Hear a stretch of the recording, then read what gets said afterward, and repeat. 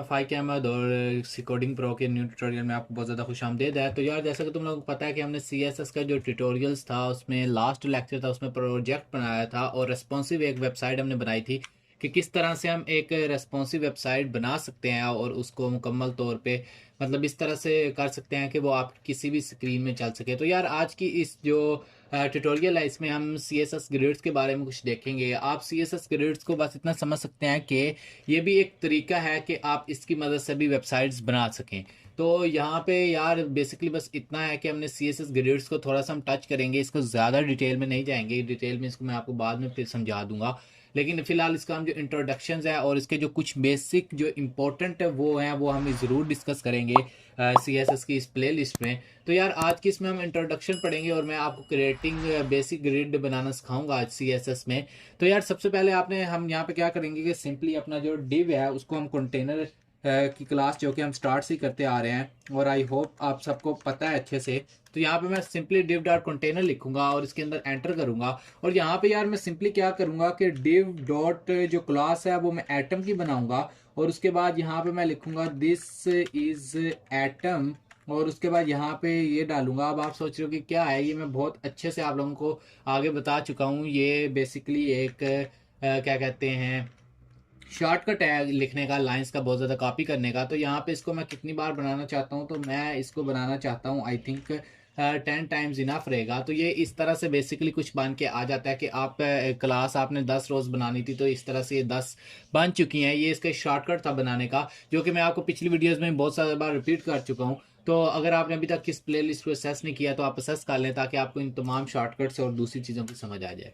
तो यार यहाँ पे अब हम टाइम को ज़्यादा वेस्ट नहीं करते और हम चलते हैं सीधा अपनी स्टाइलिंग की तरफ। और यहाँ पे मैं सिंपली यहाँ पे सबसे पहले स्टाइल का जो कंटेनर है वो बनाऊंगा और यहाँ पे जो सबसे पहली चीज़ मैं स्टाइल करूंगा वो मैं करूंगा कंटेनर। और कंटेनर के अंदर मैं जो सबसे पहली चीज़ लिखने वाला हूँ वो मैं इसका जो डिस्प्ले है उसको मैं करने वाला हूँ ग्रिड। और डिस्प्ले ग्रिड करने के बाद मैं इसको सिंपली सेव करूंगा। और अगर तुम लोग यहाँ पे देखो तो 10 एटम्स बन चुके हैं, लेकिन इसमें कोई खास तुम लोगों को चीज़ नज़र नहीं आ रही होगी क्योंकि अभी तक हमने कुछ ऐसा किया ही नहीं है कि कोई खास फर्क नज़र आए। तो सबसे पहले यार हम एटम जो क्लास है इसको हम यहाँ से पकड़ते हैं और इसको थोड़ा सा स्टाइल करते हैं ताकि ये थोड़ा सा अच्छा लगे। तो सबसे पहले यार मैं इसका जो बैकग्राउंड कलर है वो मैं इसको दे देता हूँ ग्रीन। जो बैकग्राउंड कलर है वो मैंने इसको दे दिया ग्रीन। उसके बाद जो इसका अपना कलर था जो टेक्स्ट कलर है वो मैं इसको दे दूंगा वाइट ताकि हमें सही से नज़र आए। और उसके बाद यहाँ पे कलर वाइट देने के बाद जो तीसरी चीज़ मैं यहाँ पे देना चाहूँगा वो मैं देना चाहूँगा बॉर्डर। और बॉर्डर मैं सिंपली दूंगा और यहाँ पे दे दूंगा 2 पिक्सल सॉलिड, क्योंकि हमें बॉर्डर यहाँ पे 2 पिक्सल सॉलिड।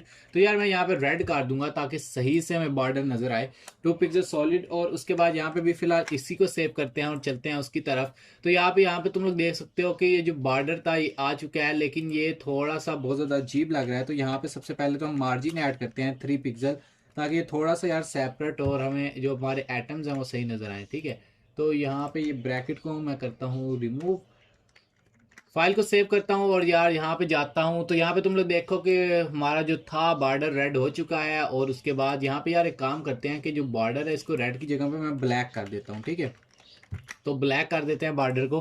तो अब ये ठीक है, इतना हमारा जो बॉर्डर है वो हमें नज़र आ रहा है और जो हमारे एटम्स थे वो भी आ रहे हैं। और उसके बाद यहाँ पे जो ग्रीन किया था इसको हम यहाँ पे रेड कर देते हैं ताकि हमें कलर ज़रा सही नज़र आए।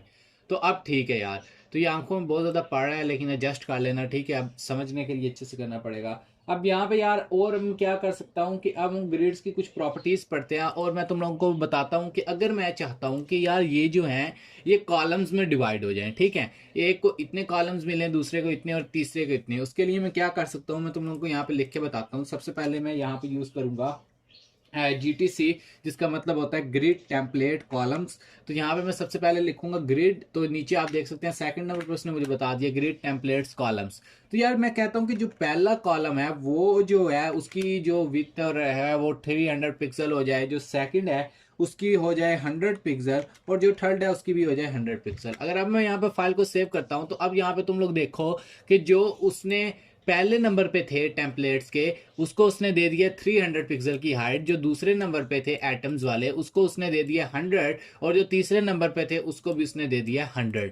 तो इस तरह से जो तुम लोग कॉलम्स हैं उनको आपस में डिवाइड कर सकते हो और सेट कर सकते हो। मान लो कि अगर तुम लोग यहाँ पे एक चौथा भी डालना चाहते हो तो तुम लोग वो भी डाल सकते हो, इसमें कोई ज़्यादा टेंशन की बात नहीं है।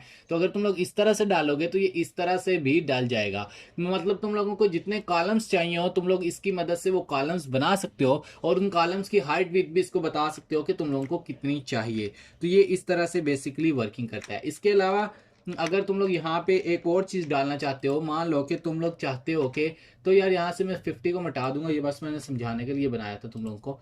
अब मान लो कि तुम लोग चाहते हो कि यार 300 पिक्सल जो है ना ये हो जाए फर्स्ट की, और जो तुम लोग कहते हो कि यार जो सेकंड है ना वो हो जाए ऑटो। हम सेकंड को नहीं बता दें चाह रहे, तो तुम लोग ऑटो लिखते हो और कहते हो जो फर्स्ट है वो हो जाए 100 पिक्सल और जो सेकंड है वो ऑटो हो जाए। तुम लोग ये ऑटो फर्स्ट पे भी लगा सकते हो, तुम लोग ये ऑटो थर्ड पे भी लगा सकते हो, तुम लोगों को जहां सही लगे लगा सकते हो, ठीक है। तो अब मैं ऑटो अगर करता हूं तो अब तुम लोग देखो कि क्या किया इसने, कि जो पहले की हाइट थी उसको उसने दिया 300 पूरा, और जो दूसरे की थी उसको उसने दी 100 हाइट विथ, और बीच में जितना गैप था हमने ऑटो लगाया था उसने उस पूरे गैप को कर दिया ऑटो पे। तो बेसिकली ऑटो ये काम करता है कि जितनी स्पेस उसको मिलती है वो उसमें पूरे में उसको फैला देता है। तो आई होप तुम लोगों को इसकी भी समझ आ गई होगी। तो अब अगर मैं तुम लोगों को नेक्स्ट लाइन पे लेके चलूँ और तुम लोगों को यहाँ पे एक चीज और बताऊं, वो ये कि यार अगर तुम लोग चाहते हो कि मान लो कि जो टेम्पलेट्स और एटम्स हैं उनको तुम लोग मतलब कि रेशो में डिवाइड करना चाहते हो, तुम लोग इस तरह से हाइट विड्थ उसको नहीं देना चाहते, तो उसके लिए भी एक चीज़ है। ये तुम लोगों की मर्जी है अगर तुम लोग इस तरह से करना चाहो, लेकिन मैं तुम लोग को एक और चीज़ बता देता हूँ। अगर तुम यहाँ पे लिखते हो grid dot templates dot columns, और यहाँ पे तुम लिख देते हो 1 FR, उसके बाद 4 FR, और तीसरा तुम लिख देते हो 2 FR।